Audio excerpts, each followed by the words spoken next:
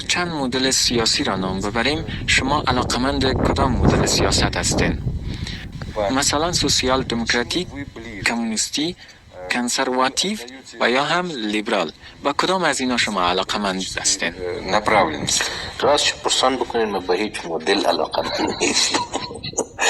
مدل برای من فقط جامعه ما و شرایط عینی جامعه ما و خصوصیات جامعه و ویژگی های داری کشور مطرح است، تاریخ از او، روال کنونی از او و چگونگی تمام تار و پود جامعه.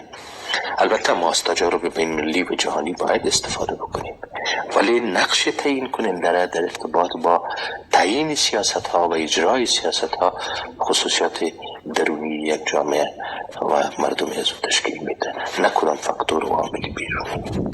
دکتر صاحب، آیا شما خود را یک سیاستمدار حرفه‌ای حساب میکنید و یا یک انقلابی حرفه‌ای؟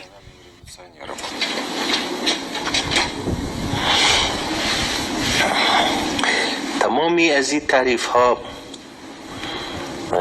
عالی نسبی شده است. مثلا انقلابی کدام تعریف ثابت نداره. ما فکر میکنم که سیاست ها هم سیاست